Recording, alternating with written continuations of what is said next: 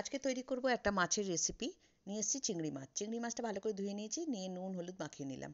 নুন হলুদ মাখিয়ে নিয়ে এটাকে ভালো করে মাখিয়ে নিতে হবে, দিয়ে এবার এটাকে ভাজবো। কড়াই বসিয়ে দিয়েছি, কড়াইতে দিয়ে দিয়েছি সর্ষের তেল, দিয়ে এবার চিংড়ি মাছটা ওর মধ্যে দিয়ে দিলাম।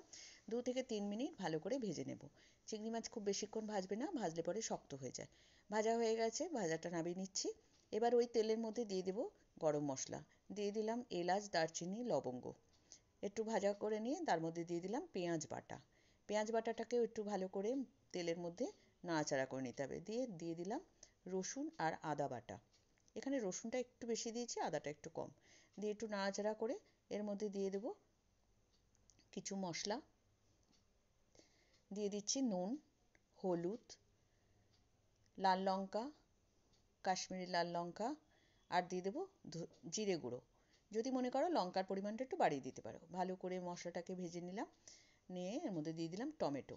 টমেটোটা দিয়ে এটাকে খুব ভালো করে নাড়াচাড়া করতে হবে, ভালো করে কষাতে হবে, নাহলে কাঁচা গন্ধ হবে। যখন দেখবে তেলটা মশলা থেকে ছেড়ে ছেড়ে যাচ্ছে, তখনই বুঝবে ভাজা হয়ে গেছে। এবার এর মধ্যে দিয়ে দেবো দুধ। এখানে আমি কাউ মিল্ক ইউজ করেছি, একটুও জল ব্যবহার করিনি। দুধ, একটু চিনিও দিয়ে দিয়েছি এর মধ্যে, একটু মিষ্টি মিষ্টি হলে ভালো লাগে। তারপরে এর মধ্যে দিয়ে দিচ্ছি চিংড়ি মাছ। চিংড়ি মাছগুলোর মধ্যে বেশ 2-3 মিনিট ভালো করে ফুটিয়ে নিতে হবে, দিয়ে গরম মশলা দিয়ে নামিয়ে নিলাম। তৈরি হয়ে গেল মালাইকারি।